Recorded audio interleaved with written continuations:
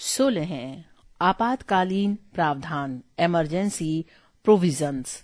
संविधान के भाग 18 में अनुच्छेद 352 से 360 तक आपातकालीन प्रावधान उल्लिखित हैं। ये प्रावधान केंद्र को किसी भी असामान्य स्थिति से प्रभावी रूप से निपटने में सक्षम बनाते हैं।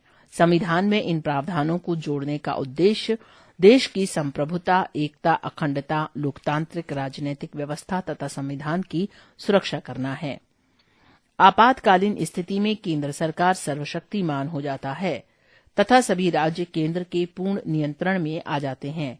ये संविधान में औपचारिक संशोधन किए बिना ही संघीय ढांचे को एकात्मक ढांचे में परिवर्तित कर देते हैं।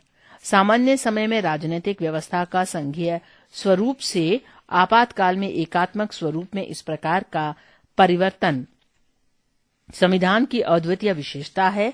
इस परिप्रेक्ष्य में डॉक्टर बी.आर. अम्बेडकर ने संविधान सभा में कहा था कि टिप्पणी 1 कॉन्स्टिट्यूएंट असेंबली डिबेट्स खंड 7 पृष्ठ 34 टिप्पणी समाप्त। अमेरिका सहित सभी संघीय व्यवस्थाएं संघवाद के एक कड़े स्वरूप में हैं। किसी भी परिस्थिति में ये अपना स्वरूप और आकार परिवर्तित नहीं कर सकते। दूसरी ओर भारत का संविधान समय एवं परिस्थिति के अनुसार एकात्मक व संघीय दोनों प्रकार का हो सकता है। ये इस प्रकार निर्मित किया गया है कि सामान्यतः ये संघीय व्यवस्था के अनुरूप कार्य करता है, परंतु आपातकाल में ये एकात्मक व्यवस्था के रूप में कार्य करता है। संविधान में 3 प्रकार के आपातकाल को निर्दिष्ट किया गया है। 1 युद्ध, बाह्य आक्रमण और सशस्त्र विद्रोह। टिप्पणी 2 सशस्त्र विद्रोह उक्ति को 44वें संविधान संशोधन अधिनियम 1978 द्वारा शामिल किया गया था। ये परिवर्तन मूल उक्ति आंतरिक विघटन के स्थान पर किया गया। टिप्पणी समाप्त। के कारण आपातकाल अनुच्छेद 352 को राष्ट्रीय आपातकाल के नाम से जाना जाता है, किंतु संविधान ने इस प्रकार के आपातकाल के लिए आपातकाल की घोषणा वाक्य का प्रयोग किया है। 2 राज्यों में संवैधानिक तंत्र की विफलता के कारण आपातकाल को राष्ट्रपति शासन अनुच्छेद 356 के नाम से जाना जाता है। इसे 2 अन्य नामों से भी जाना जाता है, राज्य आपातकाल अथवा संवैधानिक आपातकाल, किंतु संविधान ने इस स्थिति के लिए आपातकाल शब्द का प्रयोग नहीं किया है। 3 भारत की वित्तीय स्थायित्व अथवा साख के खतरे के कारण अधिरोपित आपातकाल वित्तीय आपातकाल अनुच्छेद 360 कहा जाता है। राष्ट्रीय आपातकाल घोषणा के आधार। यदि भारत की अथवा इसके किसी भाग की सुरक्षा को युद्ध अथवा बाह्य आक्रमण अथवा सशस्त्र विद्रोह के कारण खतरा उत्पन्न हो गया हो, तो अनुच्छेद 352 के अंतर्गत राष्ट्रपति राष्ट्रीय आपात की घोषणा कर सकता है। राष्ट्रपति राष्ट्रीय आपातकाल की घोषणा वास्तविक युद्ध अथवा बाह्य आक्रमण अथवा सशक्त विद्रोह से पहले भी कर सकता है, यदि वो समझे कि इनका आसन्न खतरा है। राष्ट्रपति युद्ध, बाह्य आक्रमण, सशस्त्र विद्रोह अथवा आसन्न खतरे के आधार पर वो विभिन्न उद्घोषणाएं भी जारी कर सकता है, चाहे उसने पहले से कोई उद्घोषणा की हो या ना की हो, या ऐसी उद्घोषणा लागू हो। ये प्रावधान 1975 में 38वें संविधान संशोधन अधिनियम द्वारा जोड़ा गया है। जब राष्ट्रीय आपातकाल की घोषणा युद्ध अथवा बाह्य आक्रमण के आधार पर की जाती है, तब इसे बाह्य आपातकाल के नाम से जाना जाता है। दूसरी ओर जब इसकी घोषणा सशस्त्र विद्रोह के आधार पर की जाती है, तब इसे आंतरिक आपातकाल के नाम से जाना जाता है। राष्ट्रीय आपातकाल की उद्घोषणा संपूर्ण देश अथवा केवल इसके किसी एक भाग पर लागू हो सकती है। 1976 के 42वें संविधान संशोधन अधिनियम ने राष्ट्रपति को भारत के किसी विशेष भाग पर राष्ट्रीय आपातकाल लागू करने का अधिकार प्रदान किया है। प्रारंभ में संविधान ने राष्ट्रीय आपातकाल के तीसरे आधार के रूप में आंतरिक गड़बड़ी का प्रयोग किया था, किंतु ये शब्द बहुत ही अस्पष्ट तथा विस्तृत अनुमान वाला था। अतः 1978 के 44वें संशोधन अधिनियम द्वारा आंतरिक गड़बड़ी शब्द को सशस्त्र विद्रोह शब्द से विस्थापित कर दिया गया। अतः जब आंतरिक गड़बड़ी के आधार पर आपातकाल की घोषणा करना संभव नहीं है, जैसा कि 1975 में इंदिरा गांधी के नेतृत्व वाली कांग्रेस सरकार ने किया था, किंतु राष्ट्रपति राष्ट्रीय आपातकाल की उद्घोषणा केवल मंत्रिमंडल की लिखित सिफारिश। टिप्पणी 3 अनुच्छेद 352 मंत्रिमंडल शब्द की व्याख्या करता है, जिसमें प्रधानमंत्री एवं अन्य मंत्रिमंडल स्तर के मंत्रियों की परिषद होती है। टिप्पणी 3 समाप्त। प्राप्त होने पर ही कर सकता है। इसका तात्पर्य यह है कि आपातकाल की घोषणा केवल मंत्रिमंडल की सहमति से ही हो सकती है, न कि मात्र प्रधानमंत्री की सलाह से। पृष्ठ संख्या 16.2। 1975 में प्रधानमंत्री इंदिरा गांधी ने बिना मंत्रिमंडल की सलाह के राष्ट्रपति को आपातकाल की घोषणा करने की सलाह दी और आपातकाल लागू करने के बाद मंत्रिमंडल को इस घोषणा के बारे में बताया। 1978 के 44वें संशोधन अधिनियम ने प्रधानमंत्री के इस संदर्भ में अकेले बात करने और निर्णय लेने की संभावना को समाप्त करने के लिए इस सुरक्षा का परिचय दिया है। 1975 के 38वें संशोधन अधिनियम ने राष्ट्रीय आपातकाल की घोषणा न्यायिक समीक्षा की परिधि से बाहर रखा था, किंतु इस प्रावधान को 1978 के 44वें संशोधन अधिनियम द्वारा समाप्त कर दिया गया। इसके अतिरिक्त मिनर्वा मिल्स मामले 1980 में उच्चतम न्यायालय ने कहा था कि राष्ट्रीय आपातकाल की उद्घोषणा को अथवा उस आधार पर कि घोषणा को कि वो पूरी तरह बाह्य प्रभाव तथा असंबद्ध तथ्यों पर या विवेक शून्य या हठधर्मिता के आधार पर की गई हो तो अदालत में चुनौती दी जा सकती है। टिप्पणी 4 मिनर्वा मिल्स बनाम भारत संघ 1980। संसदीय अनुमोदन तथा समयावधि। संसद के दोनों सदनों द्वारा आपातकाल की उद्घोषणा जारी होने के 1 माह के भीतर अनुमोदित होनी आवश्यक है। प्रारंभ में संसद द्वारा अनुमोदन के लिए दी गई समय सीमा 2 माह थी, किंतु 1978 के 44वें संशोधन अधिनियम द्वारा इसे घटा दिया गया। किंतु आपातकाल की उद्घोषणा ऐसे समय होती है जब लोकसभा का विघटन हो गया हो अथवा लोकसभा का विघटन 1 माह के समय में बिना उद्घोषणा के अनुमोदन के हो गया हो। तब उद्घोषणा लोकसभा के पुनर्गठन के बाद पहली बैठक से 30 दिनों तक जारी रहेगी, जबकि इस बीच राज्यसभा द्वारा इसका अनुमोदन कर दिया गया हो। यदि संसद के दोनों सदनों से इसका अनुमोदन हो गया हो तो आपातकाल 6 माह तक जारी रहेगा तथा प्रत्येक 6 माह में संसद के अनुमोदन से इसे अनंतकाल तक बढ़ाया जा सकता है। आवधिक संसदीय अनुमोदन का ये प्रावधान भी 1978 के 44वें संशोधन अधिनियम द्वारा जोड़ा गया है। इसके पहले आपातकाल एक बार संसद द्वारा अनुमोदन के पश्चात मंत्रिमंडल की इच्छानुसार प्रभावी रह सकता था, किंतु यदि लोकसभा का विघटन 6 माह की अवधि में आपातकाल को जारी रखने के अनुमोदन के बिना हो जाता है, तब उद्घोषणा लोकसभा के पुनर्गठन के बाद पहली बैठक से 30 दिनों तक जारी रहती है, जबकि इस बीच राज्यसभा ने इसके जारी रहने का अनुमोदन कर दिया हो। आपातकाल की उद्घोषणा अथवा इसके जारी रहने का प्रत्येक प्रस्ताव संसद के दोनों सदनों द्वारा विशेष बहुमत से पारित होना चाहिए, जो कि है अ उस सदन के कुल सदस्यों का बहुमत, ब उस सदन में उपस्थित तथा मतदान करने वाले सदस्यों का 2/3 बहुमत। इस विशेष बहुमत का प्रावधान 1978 के 44वें संशोधन अधिनियम द्वारा किया गया। इससे पूर्व ऐसा प्रस्ताव संसद के साधारण बहुमत द्वारा पारित हो सकता था। उद्घोषणा की समाप्ति। राष्ट्रपति द्वारा आपातकाल की उद्घोषणा किसी भी समय एक दूसरी उद्घोषणा से समाप्त की जा सकती है। ऐसी उद्घोषणा को संसदीय अनुमोदन की आवश्यकता नहीं होती।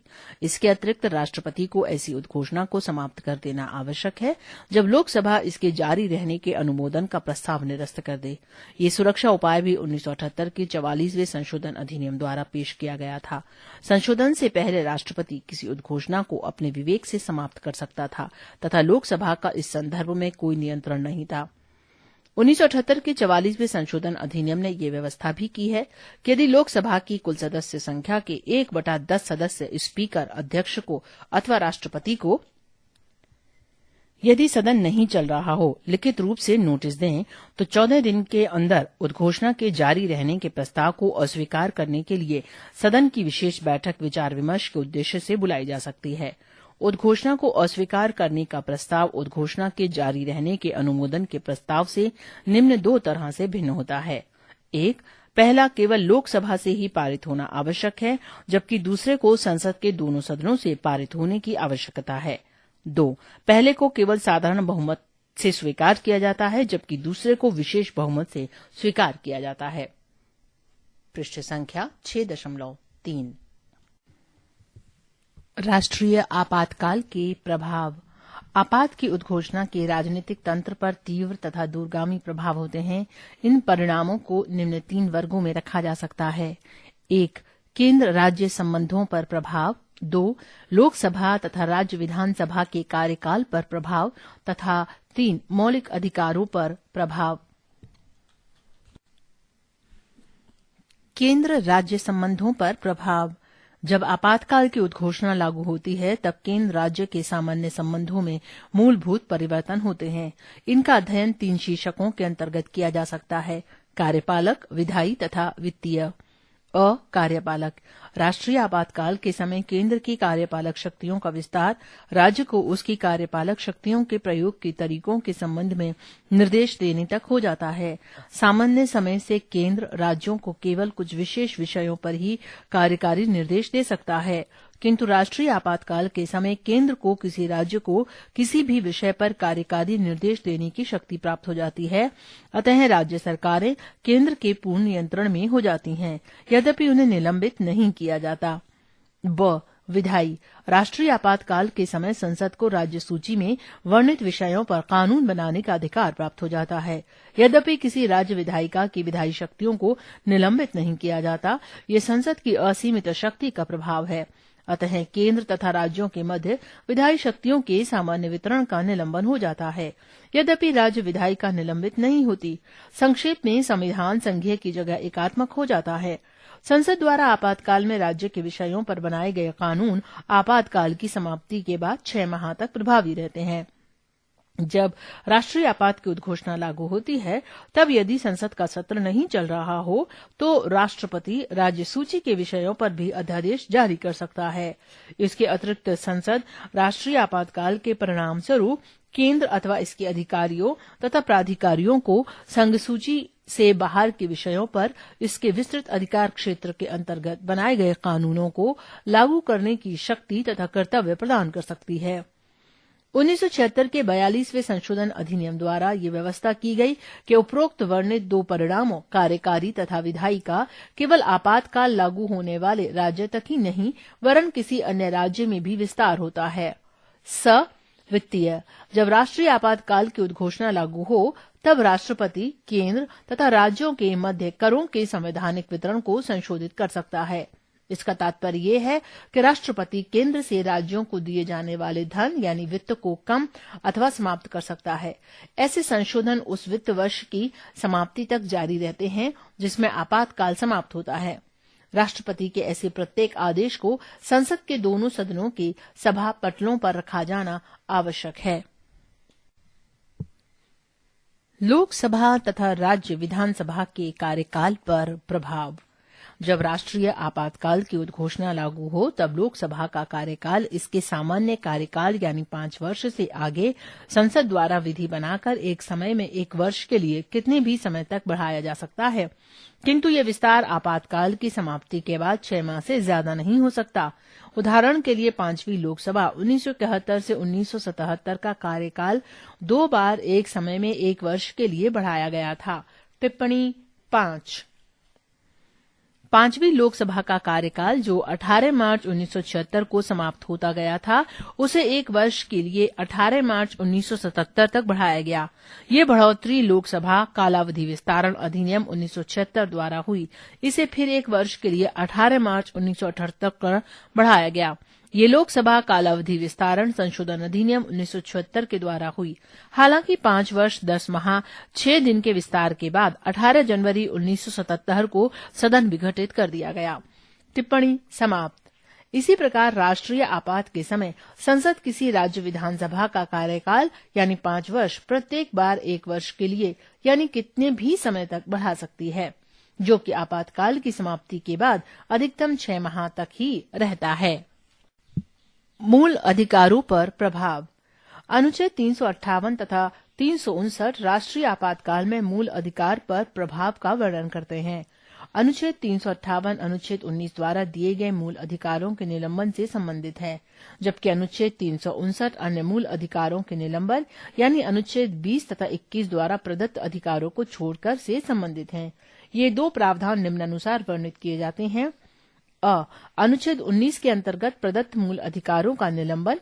अनुच्छेद 358 के अनुसार जब राष्ट्रीय आपात की उद्घोषणा की जाती है, जब अनुच्छेद 19 द्वारा प्रदत्त 6 मूल अधिकार स्वतः निलंबित हो जाते हैं। इनके निलंबन के लिए किसी अलग आदेश की आवश्यकता नहीं होती है। पृष्ठ संख्या 16.4। जब राष्ट्रीय आपातकाल की उद्घोषणा लागू होती है, तब राज्य अनुच्छेद 19 द्वारा लगाए गए प्रतिबंधों से स्वतंत्र होता है। दूसरे शब्दों में, राज्य अनुच्छेद 19 द्वारा प्रदत्त 6 मूल अधिकारों को कम करने अथवा हटाने के लिए कानून बना सकता है अथवा कोई कार्यकारी निर्णय ले सकता है। ऐसे किसी कानून अथवा कार्य को इस आधार पर कि ये अनुच्छेद 19 द्वारा प्रदत्त 6 मूल अधिकारों का उल्लंघन है, चुनौती नहीं दी जा सकती। जब राष्ट्रीय आपातकाल समाप्त हो जाता है, अनुच्छेद 19 स्वतः पुनर्जीवित हो जाता है तथा प्रभाव में आ जाता है। आपातकाल के बाद अनुच्छेद 19 के विपरीत बना कोई कानून अप्रभावी हो जाता है, किंतु आपातकाल के समय हुई किसी चीज का प्रतिकार यानी भरपाई नहीं होता, यहां तक कि आपातकाल के बाद भी। इसका तात्पर्य है कि आपातकाल में किए गए विधायी तथा कार्यकारी निर्णयों को आपातकाल के बाद भी चुनौती नहीं दी जा सकती। 1978 के 44वें संशोधन अधिनियम ने अनुच्छेद 358 की संभावना पर 2 प्रकार से प्रतिबंध लगा दिया है। प्रथम, अनुच्छेद 19 द्वारा प्रदत्त 6 मूल अधिकारों को युद्ध अथवा बाश आक्रमण के आधार पर घोषित आपातकाल में ही निलंबित किया जा सकता है, न कि सशस्त्र विद्रोह के आधार पर। दूसरे, केवल उन विधियों को जो आपातकाल से संबंधित हैं चुनौती नहीं दी जा सकती है तथा ऐसी विधियों के अंतर्गत दिए गए कार्यकारी निर्णयों को भी चुनौती नहीं दी जा सकती है। अन्य मूल अधिकारों का निलंबन। अनुच्छेद 359 राष्ट्रपति को आपातकाल के मूल अधिकारों को लागू करने के लिए न्यायालय में जाने के अधिकार को निलंबित करने के लिए अधिकृत करता है। अतः 359 के अंतर्गत मूल अधिकार नहीं, अपितु उनका लागू होना निलंबित होता है। वास्तविक रूप में ये अधिकार जीवित रहते हैं, केवल इनके तहत उपचार निलंबित होता है। ये निलंबन उन्हीं मूल अधिकारों से संबंधित होता है जो राष्ट्रपति के आदेश में वर्णित होते हैं। इसके अतिरिक्त ये निलंबन आपातकाल की अवधि अथवा आदेश में वर्णित अल्पावधि हेतु लागू हो सकते हैं और निलंबन का आदेश पूरे देश अथवा किसी भाग पर लागू किया जा सकता है। इसे संसद की मंजूरी के लिए प्रत्येक सदन में प्रस्तुत करना होता है। जब राष्ट्रपति का आदेश प्रभावी रहता है, तो राज्य उस मूल अधिकार को रोकने व हटाने के लिए कोई भी विधि बना सकता है या कार्यकारी कदम उठा सकता है। ऐसी किसी भी विधि या कार्य को इस आधार पर चुनौती नहीं दी जा सकती कि ये संबंधित मूल अधिकार से साम्य नहीं रखता है। ऐसे किसी आदेश की अवधि समाप्त होने पर संबंधित विधि को मूल अधिकार के समान ही समाप्त माना जाएगा, परंतु इस आदेश के दौरान बनाई गई विधि के अंतर्गत किए गए कार्य का इस आदेश के समाप्त होने के बाद कोई उपचार उपलब्ध नहीं होगा। इसका अर्थ है कि आदेश के प्रभाव में किए गए विधायी व कार्यकारी कार्यों को आदेश समाप्ति के उपरांत चुनौती नहीं दी जा सकती है। 44वां संविधान संशोधन अधिनियम 1978 अनुच्छेद 359 के क्षेत्र में 2 प्रतिबंध लगाता है। प्रथम, राष्ट्रपति अनुच्छेद 20 तथा 21 के अंतर्गत दिए गए अधिकारों को लागू करने के लिए न्यायालय में जाने के अधिकार को निलंबित नहीं कर सकता है। अन्य शब्दों में, अपराध के लिए दोष सिद्धि के संबंध में संरक्षण का अधिकार अनुच्छेद 20 तथा प्राण और दैहिक स्वतंत्रता का अधिकार अनुच्छेद 21 आपातकाल में भी प्रभावी रहता है। द्वितीय, केवल उन्हीं विधियों को चुनौती से संरक्षण प्राप्त है जो आपातकाल से संबंधित है, उन विधियों व कार्यों को नहीं जो इनके तहत लिए अथवा बनाए गए हैं। अनुच्छेद 358 और 359 में अंतर। अनुच्छेद 358 और 359 में निम्नलिखित अंतर हैं। 1.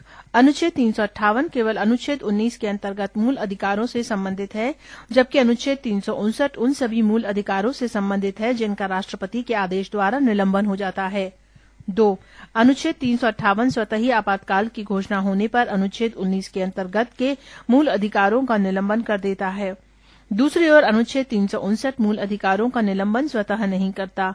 ये राष्ट्रपति को ये शक्ति देता है कि वो मूल अधिकारों के निलंबन को लागू करे। 3. अनुच्छेद 358 केवल बाश आपातकाल यानी जब युद्ध या बाह्य आक्रमण के आधार पर आपातकाल घोषित किया जाता है में लागू होता है, न कि आंतरिक आपातकाल जब सशस्त्र विद्रोह के कारण आपातकाल घोषित होता है के समय। दूसरी ओर अनुच्छेद 359 बाह्य तथा आंतरिक दोनों आपातकाल में लागू होता है। 4.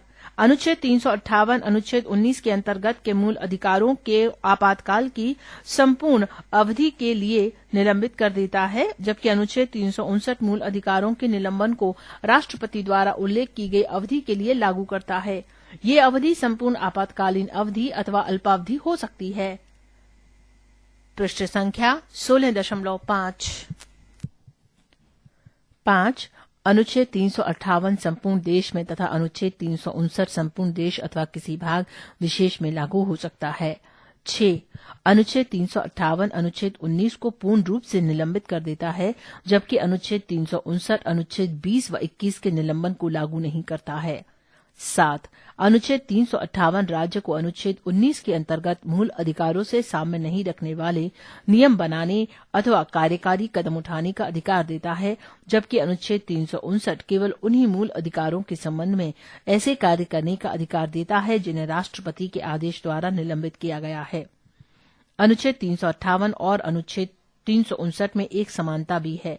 वे उन्हीं विधियों को चुनौती से उन्मुक्ति देते हैं जो आपातकाल से संबंधित हैं, उनको नहीं जो आपातकाल संबंधित नहीं है। ऐसी विधियों के अंतर्गत किए कार्यों को भी दोनों अनुच्छेद संरक्षण देते हैं। अब तक की गई ऐसी घोषणाएं।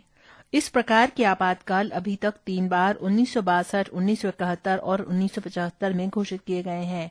पहला राष्ट्रीय आपातकाल अक्टूबर 1962 में नेफा नॉर्थ ईस्ट फ्रंटियर एजेंसी अब अरुणाचल प्रदेश में चीनी आक्रमण के कारण लागू किया गया था और यह जनवरी 1968 तक जारी रहा। अतः 1965 में पाकिस्तान के विरुद्ध हुए युद्ध में नया आपातकाल जारी करने की आवश्यकता नहीं हुई। दूसरा राष्ट्रीय आपातकाल दिसंबर 1971 में पाकिस्तान के आक्रमण के फलस्वरूप जारी किया गया। यद्यपि यह आपातकाल प्रभावी था, किंतु एक तीसरा राष्ट्रीय आपातकाल जून 1975 में लागू हुआ। दूसरी तथा तीसरी दोनों ही आपातकालीन घोषणाएं मार्च 1977 में समाप्त की गईं।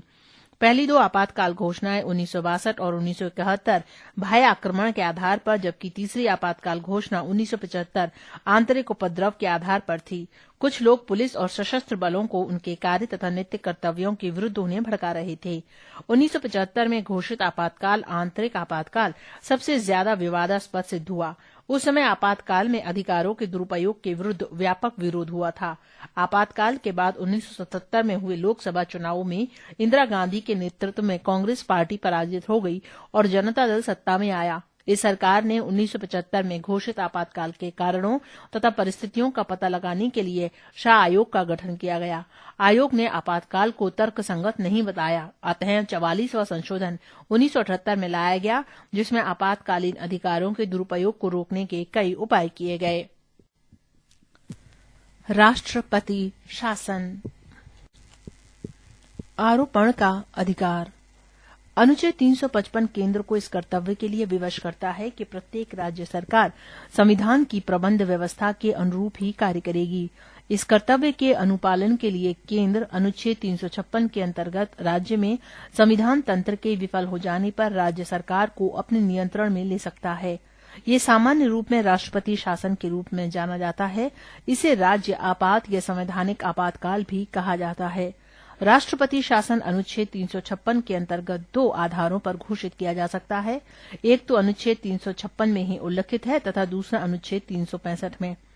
1. अनुच्छेद 356 राष्ट्रपति को घोषणा जारी करने का अधिकार देता है यदि वो आश्वस्त है कि वो स्थिति आ गई है कि राज्य सरकार संविधान के प्रावधानों के अनुरूप नहीं चल सकती है। राष्ट्रपति राज्य के राज्यपाल या रिपोर्ट के आधार पर या दूसरे ढंग से राज्यपाल के विवरण के बिना भी प्रतिक्रिया कर सकता है। 2. अनुच्छेद 365 के अनुसार यदि कोई राज्य केंद्र द्वारा दिए गए निर्देशों का पालन करने या उसे प्रभावी करने में असफल होता है तो ये राष्ट्रपति के लिए विधिसंगत होगा कि उस स्थिति को संभाले जिसमें अब राज्य सरकार संविधान की प्रबंध व्यवस्था के अनुरूप नहीं चल सकती।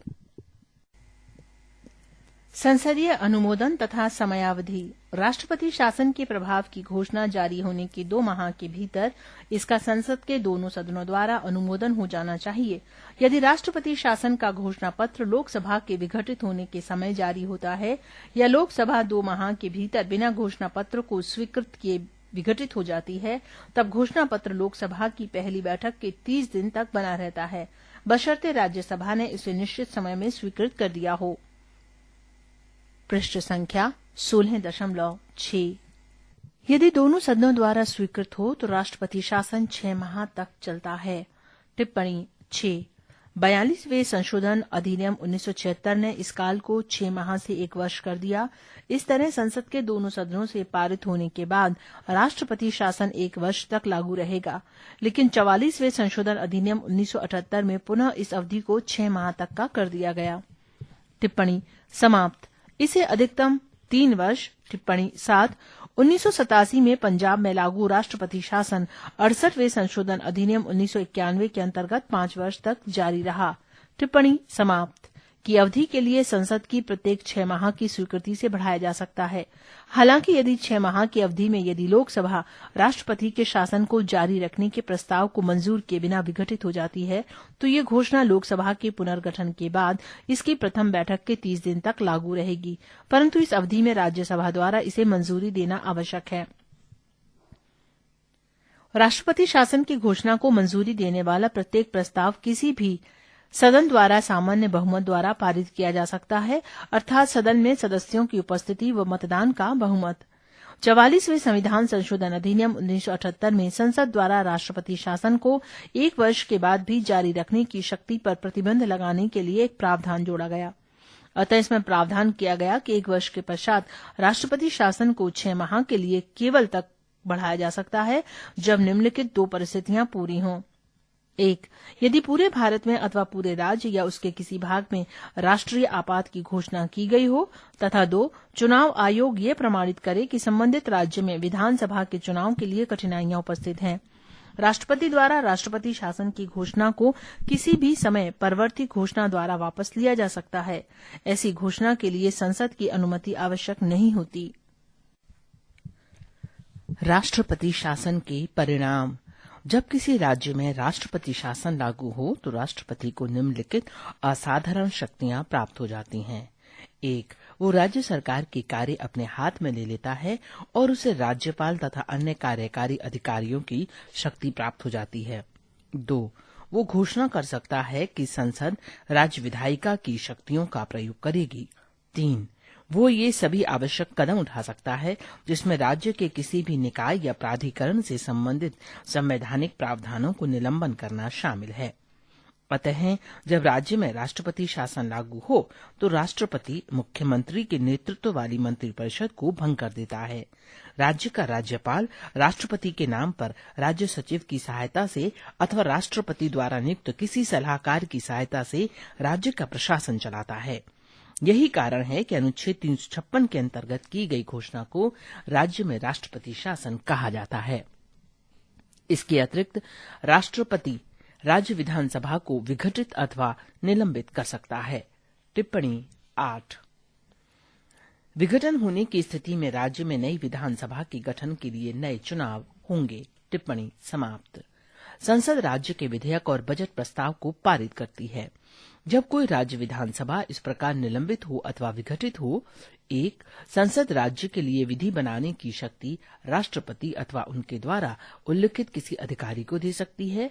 2. संसद या किसी प्रतिनिधिमंडल के मामले में राष्ट्रपति या अन्य कोई प्राधिकारी केंद्र अथवा इसके अधिकारियों व प्राधिकरण पर शक्तियों पर विचार करने और कर्तव्यों के निर्वहन के लिए विधि बना सकते हैं।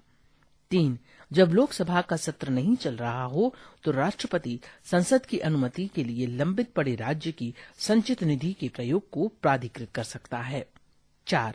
जब संसद का सत्रावसान हो तो राष्ट्रपति राज्य के लिए अध्यादेश जारी कर सकता है। राष्ट्रपति अथवा संसद अथवा अन्य किसी विशेष प्राधिकारी द्वारा बनाया गया कानून राष्ट्रपति शासन के पश्चात भी प्रभाव में रहेगा, अर्थात ऐसा कोई कानून जो इस अवधि में प्रभावी है राष्ट्रपति शासन की घोषणा की समाप्ति कर अप्रभावी नहीं होगा, परंतु इसे राज्य विधायिका द्वारा वापस अथवा परिवर्तित अथवा पुनः लागू किया जा सकता है। यहाँ ये बात ध्यान देने योग्य है कि राष्ट्रपति को संबंधित उच्च न्यायालय की शक्तियां प्राप्त नहीं होती हैं और वो उनसे संबंधित संवैधानिक प्रावधानों को निलंबित नहीं कर सकता। अन्य शब्दों में, राष्ट्रपति शासन की अवधि में संबंधित उच्च न्यायालय की स्थिति, स्तर, शक्तियां और कार्य प्रभावी रहती हैं। अनुच्छेद 356 का प्रयोग। वर्ष 1950 से अब तक 125 से अधिक बार राष्ट्रपति शासन का प्रयोग किया जा चुका है, अर्थात औसतन प्रत्येक वर्ष में 2 बार इसका प्रयोग होता है। इसके अतिरिक्त अनेक अवसरों पर राष्ट्रपति शासन का प्रयोग मनमाने ढंग से राजनीतिक व व्यक्तिगत कारणों से किया गया है। अतः अनुच्छेद 356 संविधान का सबसे विवादास्पद एवं आलोचनात्मक प्रावधान बन गया है। सर्वप्रथम राष्ट्रपति शासन का प्रयोग 1951 में पंजाब में किया गया। अब तक लगभग सभी राज्यों में 1 अथवा 2 अथवा इससे अधिक बार इसका प्रयोग हो चुका है। इस संबंध में ब्यौरा इस अध्याय के अंत में तालिका 16.2 में दिया गया है। जब 1977 में आंतरिक आपातकाल के पश्चात लोकसभा के चुनाव हुए, तब सत्ताधारी कांग्रेस पार्टी चुनाव में हार गई और जनता पार्टी सत्तारूढ़ हुई। मोरारजी देसाई के नेतृत्व वाली नई सरकार ने कांग्रेस शासित 9 राज्यों में इस आधार पर राष्ट्रपति शासन लागू कर दिया कि वे राज्य विधानसभाएं जनमत खो चुकी हैं। टिप्पणी 9। उन 9 राज्यों में राजस्थान, उत्तर प्रदेश, मध्य प्रदेश, पंजाब, बिहार, हिमाचल प्रदेश, ओडिशा, पश्चिम बंगाल और हरियाणा शामिल हैं। टिप्पणी समाप्त। पृष्ठ संख्या 16.7।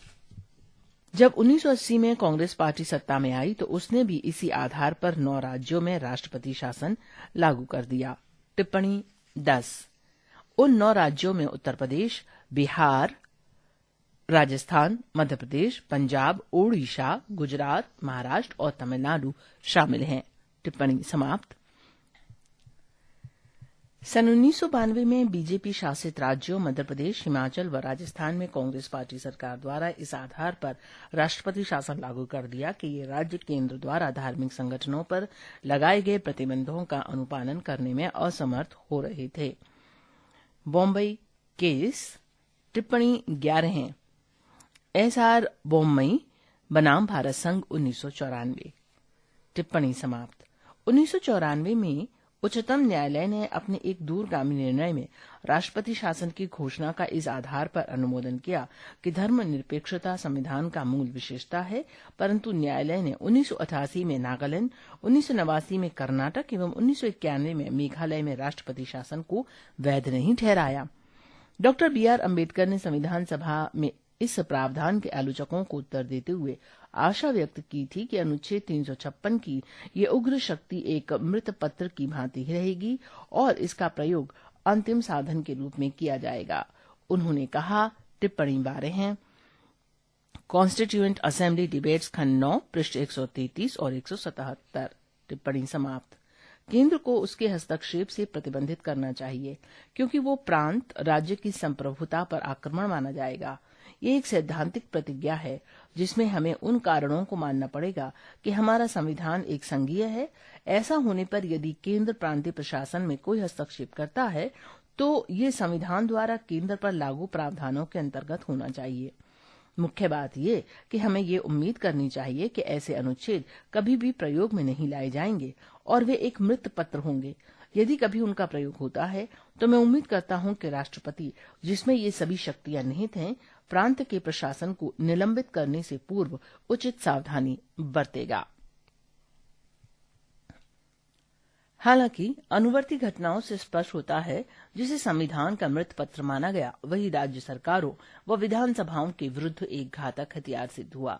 इस संदर्भ में संविधान सभा के एक सदस्य HV कामत ने 1 दशक पूर्व कहा था, डॉक्टर अंबेडकर तो अब जीवित नहीं है, परंतु ये अनुच्छेद अभी भी जीवित हैं।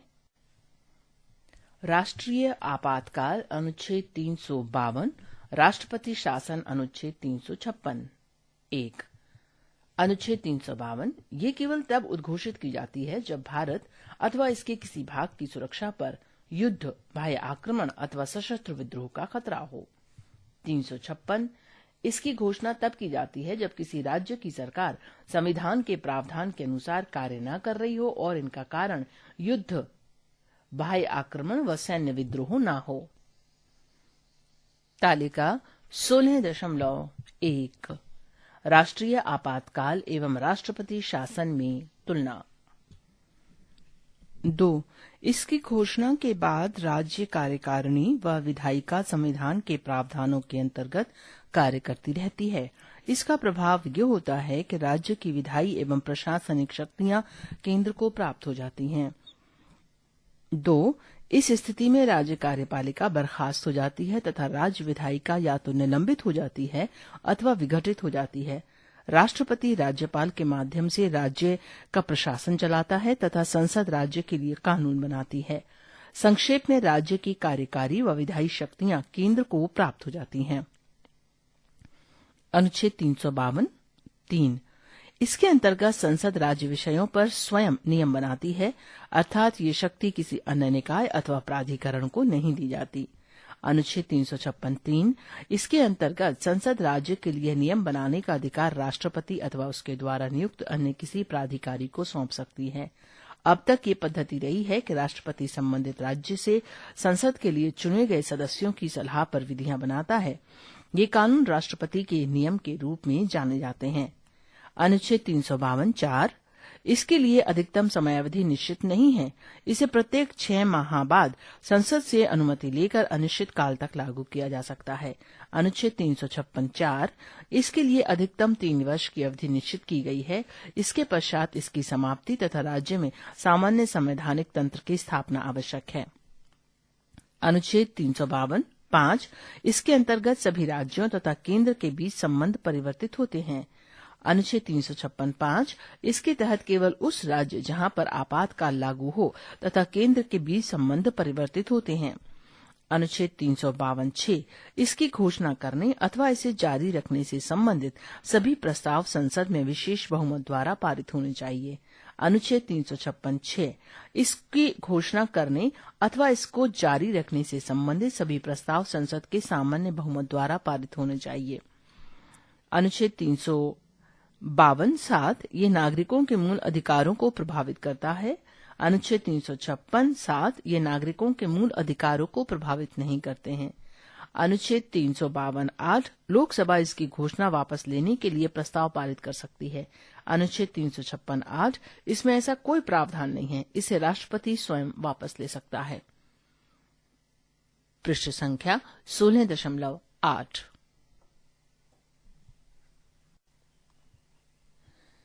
न्यायिक समीक्षा की संभावनाएं। 1975 के 38वें संविधान संशोधन अधिनियम में ये प्रावधान कर दिया गया है कि अनुच्छेद 356 के प्रयोग में राष्ट्रपति को संतुष्ट किया जाएगा तथा इसे किसी न्यायालय में चुनौती नहीं दी जा सकती। लेकिन 1978 के 44वें संविधान संशोधन से इस प्रावधान को समाप्त कर दिया गया कि राष्ट्रपति की संतुष्टि न्यायिक समीक्षा से परे नहीं है।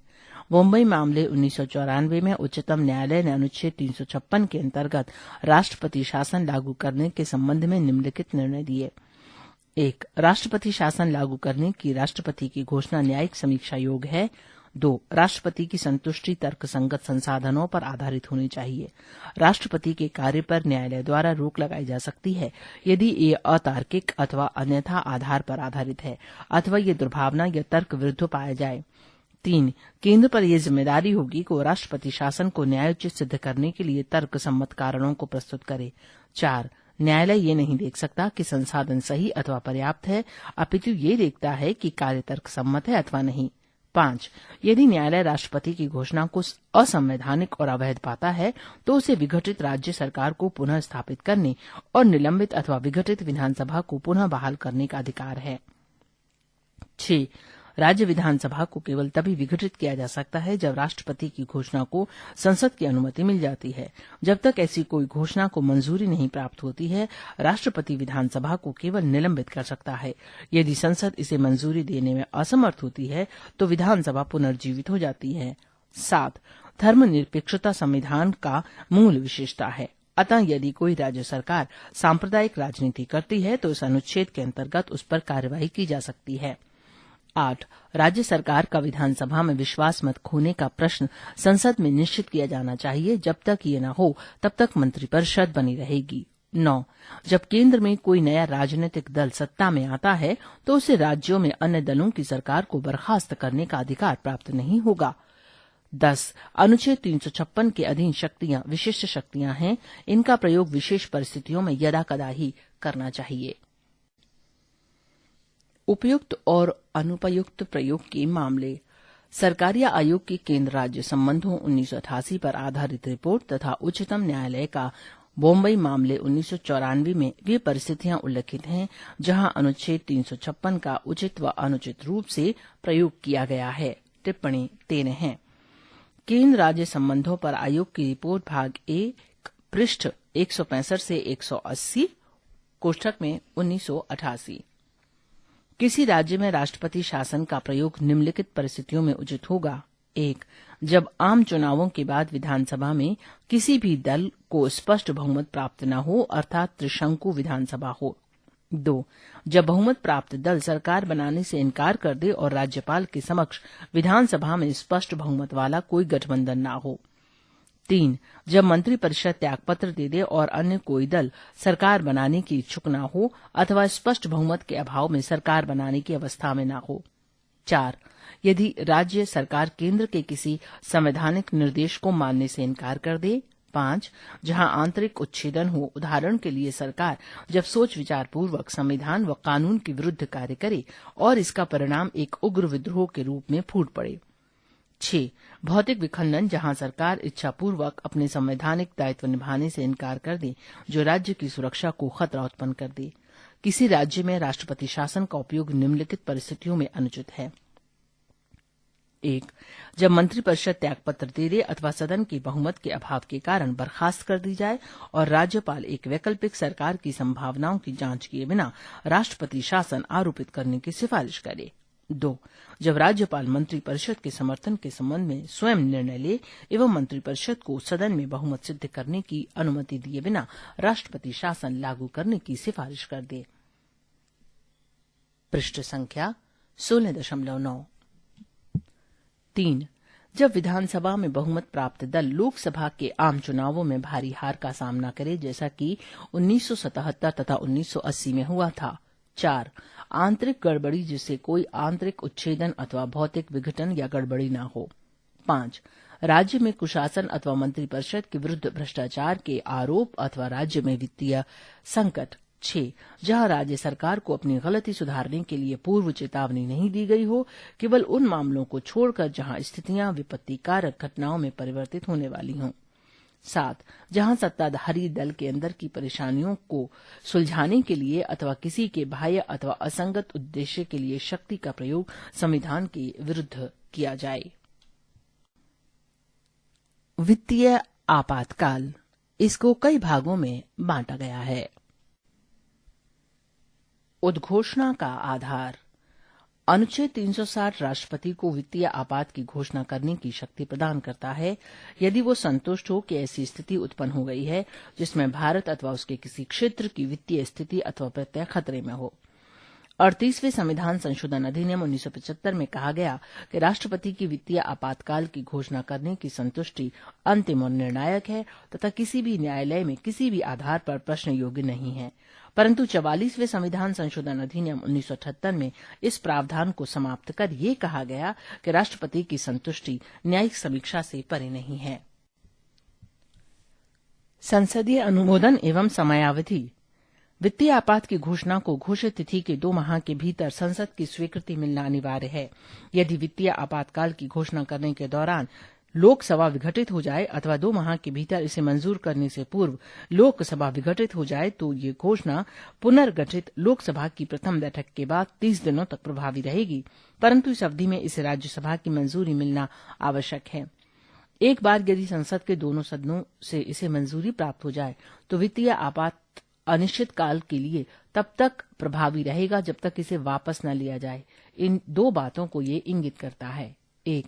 इसकी अधिकतम समय सीमा निर्धारित नहीं की गई है और 2. इसे जारी रखने के लिए संसद की पुनः मंजूरी आवश्यक नहीं है। वित्तीय आपातकाल की घोषणा को मंजूरी देने वाला प्रस्ताव संसद के किसी भी सदन द्वारा सामान्य बहुमत द्वारा पारित किया जा सकता है, अर्थात सदन में उपस्थित सदस्यों की उपस्थिति एवं मतदान का बहुमत। राष्ट्रपति द्वारा किसी भी समय एक अनुवर्ती घोषणा द्वारा वित्तीय आपात की घोषणा वापस ली जा सकती है। ऐसी घोषणा को किसी संसदीय मंजूरी की आवश्यकता नहीं है। वित्तीय आपातकाल के प्रभाव। वित्तीय आपात की परवर्ती घटनाएं निम्न प्रकार हैं। 1. केंद्र की कार्यकारी शक्ति इस सीमा तक विस्तारित होती है कि वो किसी राज्य को वित्तीय औचित्य के सिद्धांत का पालन करने को निर्देशित कर सकता है, जैसा कि निदेश में विनिर्दिष्ट है, तथा अन्य निर्देश जैसा कि किसी राज्य को जारी करना राष्ट्रपति उपयुक्त एवं आवश्यक समझे जारी कर सकता है। 2. ऐसे किसी भी निर्देश में इन प्रावधानों का उल्लेख हो सकता है।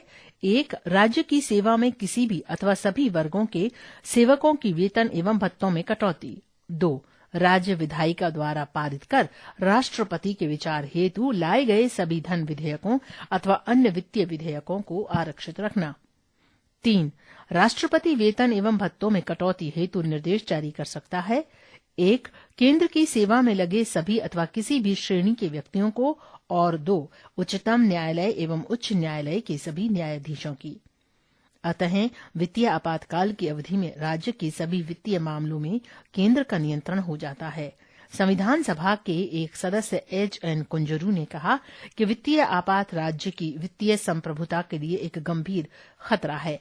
संविधान में इसे शामिल करने के कारणों की व्याख्या करते हुए डॉ. B.R. अम्बेडकर ने संविधान सभा में कहा था कि टिप्पणी 14 कॉन्स्टिट्यूएंट असेंबली डिबेट्स खंड 10 पृष्ठ 361 से 372। टिप्पणी समाप्त।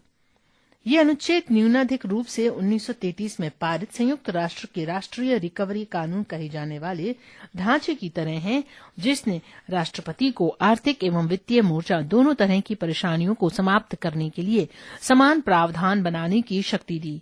इसने अति शक्तिहीनता के परिणाम स्वरूप अमेरिकी लोगों को पीछे छोड़ा। अब तक वित्तीय संकट घोषित नहीं हुआ है, यद्यपि 1991 में वित्तीय संकट आया था। पृष्ठ संख्या 16.10। आपातकालीन प्रावधानों की आलोचना। संविधान सभा के कुछ सदस्यों ने संविधान में आपातकालीन प्रावधानों के संसर्ग की निम्न आधार पर आलोचना की। टिप्पणी 15 है। M.V. पायली से संदर्भित इंडियन कॉन्स्टिट्यूशन S.H. चांद 5वां संस्करण 1994 पृष्ठ 280। टिप्पणी समाप्त। 1. संविधान का संघीय प्रभाव नष्ट होगा तथा केंद्र सर्वशक्तिमान बन जाएगा। 2. राज्यों की शक्तियां एकल एवं संघीय दोनों पूरी तरह से केंद्रीय प्रबंधन के हाथ में आ जाएंगी। 3. राष्ट्रपति ही तानाशाह बन जाएगा। 4. राज्यों की वित्तीय स्वायत्तता निरर्थक हो जाएंगी। 5. मूल अधिकार अर्थहीन हो जाएंगे और परिणाम स्वरूप संविधान की प्रजातंत्रीय आधारशिला नष्ट हो जाएगी। अतः H.V. कामथ ने मत प्रकट किया कि मुझे डर है कि इस एकल अध्याय द्वारा हम एक ऐसे संपूर्ण राज्य की नींव डाल रहे हैं जो एक पुलिस राज्य, एक ऐसा राज्य जो उन सभी सिद्धांतों और आदर्शों का पूर्ण विरोध करता है जिसके लिए हम पिछले दशकों से लड़ते रहे।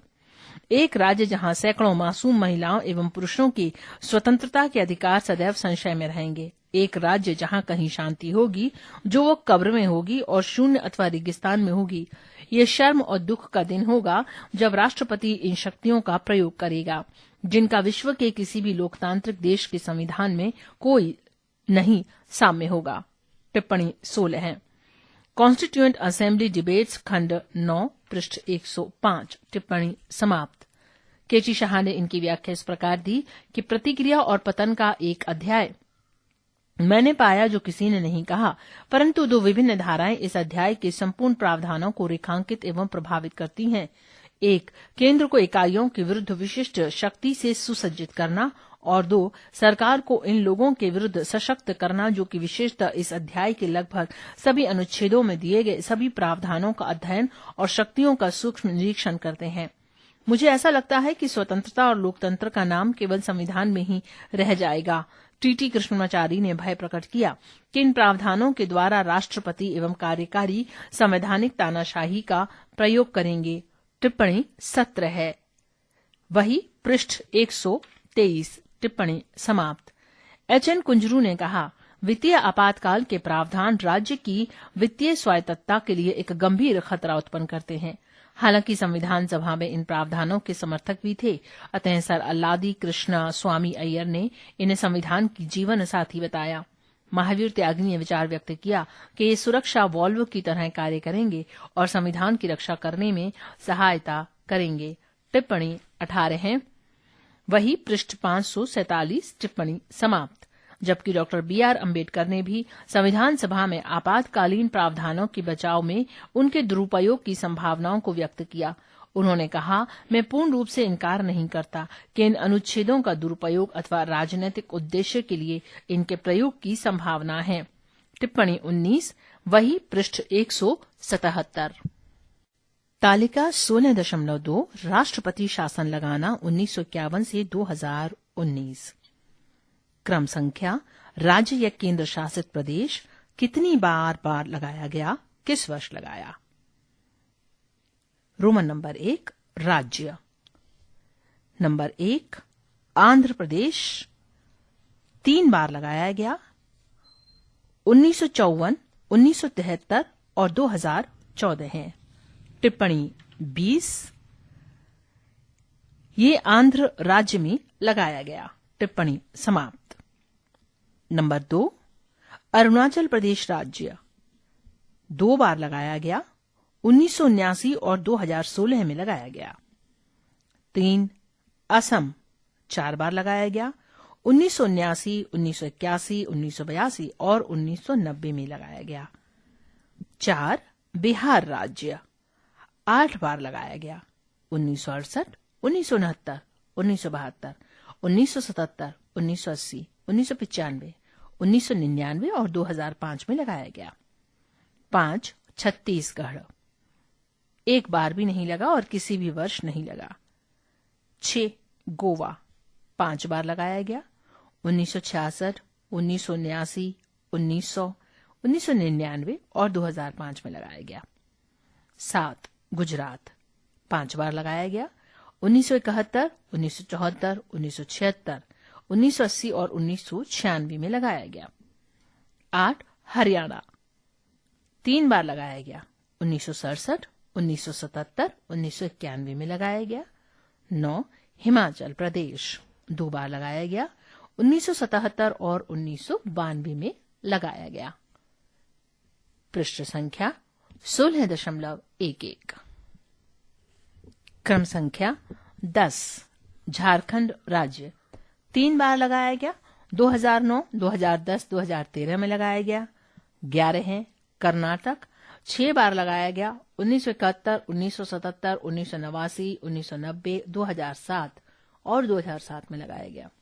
12 है केरल 5 बार लगाया गया, 1956। टिप्पणी 21 ये त्रावणकोर कोचीन में लगाया गया। टिप्पणी समाप्त। 1959, 1964, 1970 और 1979 में लगाया गया। 13 है मध्य प्रदेश। टिप्पणी 22 विंध्य प्रदेश में 1949, 1952 के बीच राष्ट्रपति शासन था। ये राज्य 1956 में मध्य प्रदेश में मिला दिया गया। टिप्पणी समाप्त। 3 बार लगाया गया, 1977, 1980 और 1992 में। 14 है महाराष्ट्र राज्य 2 बार लगाया गया, 1980 और 2014 में। 15 है मणिपुर 10 बार लगाया गया, 1967, 1969, 1973, 1977, 1979, 1981, 1992। 16 है मेघालय 2 बार लगाया गया, 1991 और 2009 में। 17 है मिजोरम 3 बार लगाया गया, 1977, 1978, 1988। 18 है नागालैंड 4 बार लगाया गया, 1975, 1988, 1992, 2008। 19 ओडिशा 6 बार लगाया गया, 1961, 1971, 1973, 1976, 1977, 1980। 20 पंजाब। टिप्पणी 23 1953 में पटियाला तथा east Punjab status union PEPSU में राष्ट्रपति शासन लगाया गया। बाद में ये क्षेत्र पंजाब राज्य में मिल गया। टिप्पणी समाप्त। 8 बार लगाया गया, 1951, 1966, 1968, 1971, 1977, 1980, 1983, 1987 में लगाया गया। क्रम संख्या 21 राजस्थान राज्य 4 बार लगाया गया, 1967, 1970, 1980, 1992 में लगाया गया। 22 सिक्किम 2 बार लगाया गया, 1978, 1984 में लगाया गया। 23 तमिलनाडु 4 बार लगाया गया, 1976, 1980, 1988, 1991 में लगाया गया। 24 तेलंगाना में कभी नहीं लगाया गया। 25 त्रिपुरा में 3 बार लगाया गया, 1971, 1977, 1993। 26 उत्तराखंड में 2 बार लगाया गया, 2016, 2016। 27 उत्तर प्रदेश में 9 बार लगाया गया, 1968, 1970, 1973, 1975, 1977, 1980, 1992, 1995, 2002। 28 पश्चिम बंगाल राज्य 4 बार लगाया गया, 1962, 1968, 1970, 1971। रोमन नंबर 2 संघ शासित प्रदेश 1 दिल्ली 1 बार लगाया गया, 2014 में। 2 पुडुचेरी 6 बार लगाया गया, 1968, 1974, 1974, 1978, 1983, 1991। 3 जम्मू एवं कश्मीर टिप्पणी 24 राष्ट्रपति शासन जम्मू और कश्मीर की पूर्ववत स्थिति में 8 बार 1977, 1986, 1990, 2002, 2015, 2016 और 2018 में लगाया गया था। टिप्पणी समाप्त। 1 बार लगाया गया 2019 में। तालिका 16.3 आपात प्रबंधन संबंधी अनुच्छेद 1 नजर में। अनुच्छेद 352 विषय वस्तु आपातकाल की घोषणा। अनुच्छेद 353 विषय वस्तु आपातकाल लागू होने के प्रभाव। अनुच्छेद 354 विषय वस्तु आपातकाल की घोषणा जारी रहते राजस्व के वितरण से संबंधित प्रावधानों का लागू होना। अनुच्छेद 355 राज्यों की बाहरी आक्रमण तथा आंतरिक अव्यवस्था से सुरक्षा संबंधी संघ के कर्तव्य। 356 राज्यों में संवैधानिक तंत्र की विफलता की स्थिति संबंधी प्रावधान। 357 अनुच्छेद 356 के अंतर्गत जारी घोषणा के बाद विधायी शक्तियों का प्रयोग। अनुच्छेद 358 आपातकाल में अनुच्छेद 19 के प्रावधानों का स्थगन। अनुच्छेद 359 आपातकाल में भाग 3 में प्रदत्त अधिकारों को लागू करना स्थगित रखना। अनुच्छेद 359 ए इस भाग को पंजाब राज्य पर भी लागू करना निरस्त। अनुच्छेद 360 वित्तीय आपातकाल संबंधी प्रावधान। पृष्ठ संख्या 16.12। इस पृष्ठ पर टिप्पणी एवं संदर्भ दिए हुए हैं जो कि हम पहले ही पढ़ चुके हैं। पृष्ठ संख्या 17.1